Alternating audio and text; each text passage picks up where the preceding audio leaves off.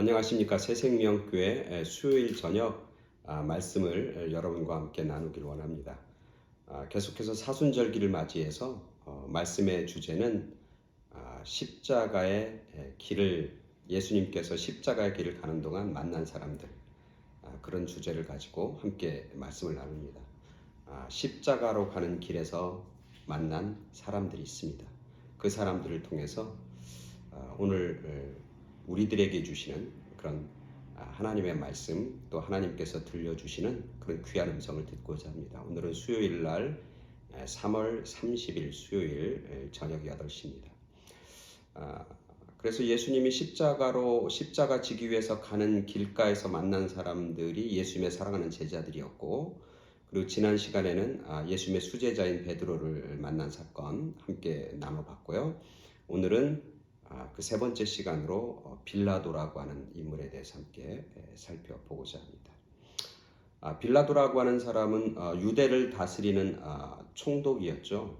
그래서 로마에서 직접 유대와 사마리아를 다스리도록 파견한 총독이 바로 빌라도입니다.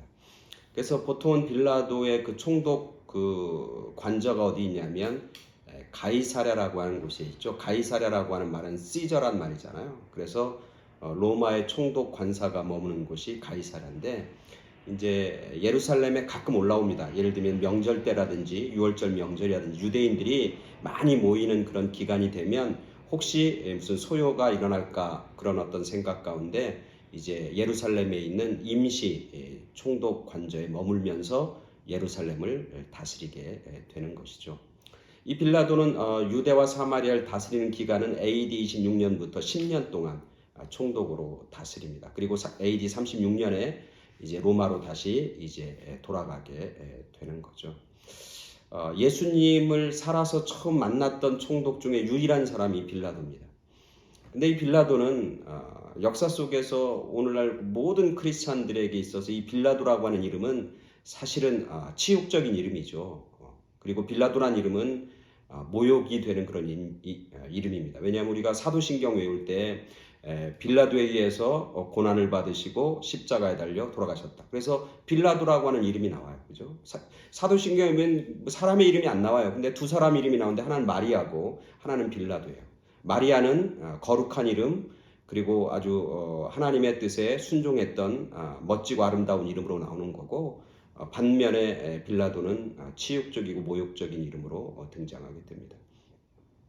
오늘 그 빌라도가 예수님을 만나고 또 예수님의 십자가 길에서 어떤 역할을 했는지에 대해서 함께 말씀을 나눕니다. 그 말씀의 본문은 마태복음 27장 21절부터 26절까지 보겠습니다. 마태복음 27장 21절부터 26절까지입니다. 제가 봉독해 드립니다.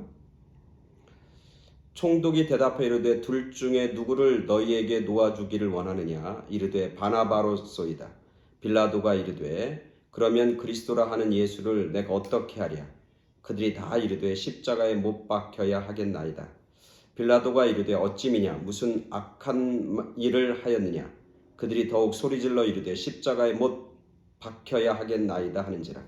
빌라도가 아무 성과도 없이 도리어 밀란이 나려는 것을 보고 물을 가져다가 무리 앞에서 손을 씻으며 이르되 이 사람의 피에 대하여 나는 무죄하니 너희가 당하라.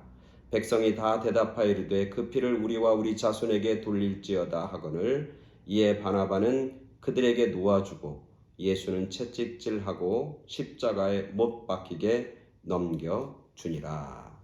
아멘. 유대인들이 예수님을 고소하고 고발합니다. 우리가 잘 아는 것처럼 그 고소의 죄는 한 세 가지로 생각해 볼 수 있습니다. 하나는 뭐냐면 군중들을 선동해서 밀란을 일으키게 한다고 하는 거. 두 번째는 자기가 스스로 유대인의 왕이라고 하는 거. 세 번째는 자기가 로마를 전복하려고 하는 로마의 황제에 대항하려고 하는 사람이다. 새로운 나라를 세운다고 그런다. 그런 세 가지 때문에 유대인들이 예수님을 고발합니다. 그래서 이제 총독이 관할하는 바나바라고 하는 유대 총독이 관할하는 법정에 세우게 됩니다. 그때 이 바나바는 예수님을 신문합니다. 신문했을 때 바나바는 우리가 오늘 읽은 본문 앞에 나오면은 이 예수에게서 어떠한 죄도 발견하지 못합니다. 그가 죄가 없다고 하는 사실을 그는 알게 됩니다. 그래서 예수를 누구한테 보내냐면 헤롯이라고 하는 본봉한테 보냅니다. 너가 알아서 좀 하라고. 자기의 책임을 떠넘기는 거죠. 헤롯도 갔다가 예수를 보니까 별로 기소할 거리가 없는 거예요. 그래서 다시 이 빌라도에게 보냅니다. 그래서 오늘 이제 우리가 읽은 본문이 빌라도의 법정의 마지막 판결입니다. 빌라도는 얘기합니다. 이 사람이 죄가 없다. 이 사람이 무슨 잘못이 있느냐. 이 사람 놔줘야 된다. 그렇게 얘기하는 거죠. 근데 그 주변에 있는 많은 군중들과 무리들은 계속해서 예수님을 십자가에 못 박으라고 그렇게 얘기합니다. 결국 빌라도는 그 군중들의 소리에 결국 굴복해서 예수를 그들에게 넘겨줍니다. 우리가 아는 것처럼 오늘 본문에 나와 있지 않지만 다른 성경 본문에 보면은 6월절에 특사로 한 명을 석방하게 돼 있잖아요. 근데 그 석방하는 사람들에서 군중들에게 묻잖아요. 그러면 누구를 놔줄까? 예수를 놔줄까? 바나바를 놔줄까? 그것도 군중들에게 묻습니다. 그랬더니 군중들이 바나바를 놔달라고 그렇게 대답합니다. 그래서 바나바를 놔줍니다. 그래서 예수를 어떻게 할까 또 묻습니다. 그러니까 예수를 십자가에 달려 못 박게 우리에게 넘겨주라고, 사형을 선고하라고 그렇게 이야기하는 거죠. 사실 빌라도가 유대 총독이기 때문에 모든 권한과 책임을 빌라도가 가지고 있는 겁니다. 그죠? 군중들에게 물어야 할 이유가 있어요, 없어요? 없다고 봐요, 저는. 자기가 여러 가지 마지막 판단의 결정권자는 누구냐면 빌라도예요. 군중들의 이야기는 참고로 들을 뿐이지, 군중들의 이야기는 하나의 참고사항이지, 실질적으로 그것을 판단하는 결정은, 그 권한은 누구에게 있는 거냐면 빌라도에게 있는 거예요. 그리고 그 권한에 대해서, 그 판단에 대한 책임감도 누가 있는 거냐면 빌라도가 지는 거죠. 그게 총독이 가지고 있는 권한과 책임이고, 한 지역을 다스리는 리더의 권한이고 책임인 거죠. 근데 오늘 빌라도의 모습 속에서 그런 책임 있는 모습, 자기의 어떤 권한을 올곧게 행사하려고 하는 그런 모습은 보이지 않습니다.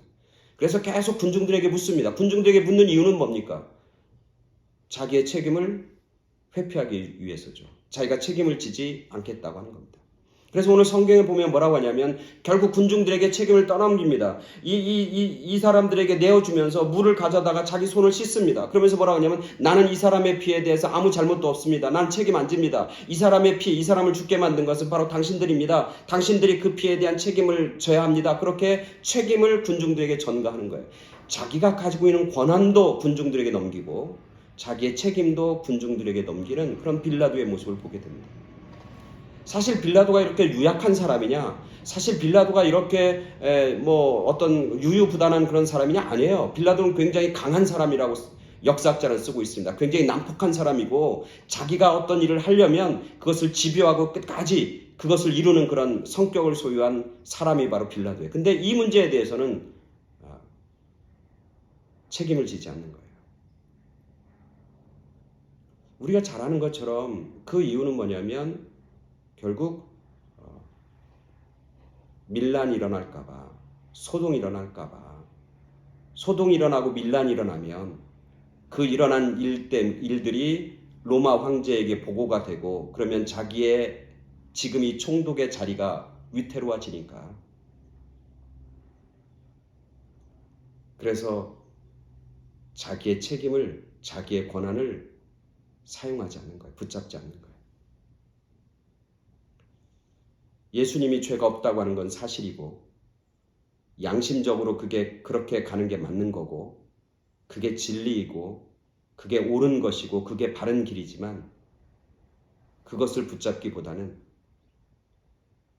자기의 자리를 지키는 것을 그리고 자기의 이익을 지키는 것을 그리고 그 모든 책임을 거기 있는 무리들과 군중들에게 전가시키면서 자기는 손을 씻고 터는 그런 빌라도의 모습을 보게 됩니다.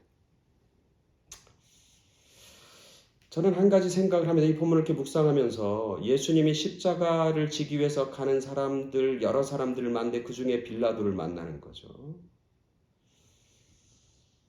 그리고 이 빌라도를 만난 이 사건을 성경은 마태, 마가, 누가, 요한에서 그대로 오늘 우리들에게 전해주고 있는 겁니다. 결국 이 본문을 통해서 하나님이 우리에게 전해주시는 미닝과 메시지는 무엇일까 깊게 생각하고 묵상하게 됩니다. 그러면서 깨달은 건 뭐냐면 모든 사람들이 십자가의 길, 십자가에서 자유로울 수 없다고 하는 사실. 오늘 빌라도는 자유롭길 원해요. 거기서 회피하길 원해요. 자기는 그 자리에서 떠나길 원해요. 그렇지만 결국 빌라도도 그 십자가의 길 속에 여전히 존재하고 있는 사람이라고 하는 사실을 오늘 본문을 통해서 보게 되는 겁니다. 이 얘기는 뭐냐면 자기가 피하고 싶다고 피하지는 게 아니고 자기가 회피하고 싶다고 해서 회피되어지고 벗어나고는 일이 아니라 우리 오늘날 살고 있는 우리 모두도 다 십자가의 길에 우리는 다 놓여 있을 수밖에 없고 십자가의 길을 대면할 수밖에 없다. 직면할 수밖에 없다라고 하는 사실이죠. 벗어난다고 벗어나는 게 아니라는 거죠. 우리 모두는 다 그 십자가의 길 안에 있는 거예요. 예수님의 십자가라고 하는 그 십자가상에. 왜냐하면 우리 모두는 다 십자가를 통해서 우리가 구원에 이르기도 하고 십자가를 통해서 심판을 받기도 하기 때문에 모든 인류는 다 십자가상에서 자유로울 수 없는 거예요. 그 십자가를 통해서 우리는 생명을 얻기도 하고 사망에 이르고 심판을 당할 수도 있기 때문에 그런 겁니다. 그 십자가의 길은 모든 인류들에게 놓여있는 보편적인 길이라고 하는 사실을 오늘 말씀을 통해서 발견하게 되는 거죠. 그래서 오늘 말씀을 듣는 저나 여러분들도 이 십자가의 길에서 자유로울 수 없다. 결국 십자가의 길은 우리가 가야만 하는 길이다. 근데 그 십자가의 길에는 두 가지 선택이 있는 거예요. 오늘 빌라도가 자기는 이거 상관없다고 난 이것과 전혀 무관하다고 그렇게 얘기하지만 결국 무관하지 않잖아요. 결국 무관하지 않아서 오늘날도 크리스찬들은 빌라도에게 고난을 받으사 빌라도에게 고난을 받으사 그렇게 빌라도의 이름을 외치고 있잖아요. 자기는 책임지고 않고 여기서 난 자유롭다 난 상관없다고 하지만 상관없는 일이 아니라 상관 있는 일이고 결국 그 속에 머물 수밖에 없는 일이죠. 오늘 우리들도 다 그 상황에 놓여 있는 겁니다. 그 상황 속에서 우리는 선택해야 된다고 하는 거죠. 무엇을 선택하냐면 예수님과 함께 진리의 길, 예수님과 함께 십자가의 길을 선택할 것인가 아니면 십자가의 길이 아니라 지금의 안전을 선택하고 지금의 유익을 선택하고 지금의 내 자리를 선택하고 지금의 내 욕심을 선택하고 지금의 내 권력의 욕, 명예의 욕, 재물의 욕을 선택할 것인가 그 선택의 여지가 우리 가운데 놓여 있다고 하는 거죠. 오늘 빌라도는 책임을 지려고 하지도 않았고 그리고 그 선택 속에서 그는 자기의 권력 욕을 유지하는 것, 자기의 자리를 지키려고 하는 것, 자기의 편리를 지키려고 하는 것 그것을 선택하고 붙잡았죠. 진리보다 옳은 것과 상관없이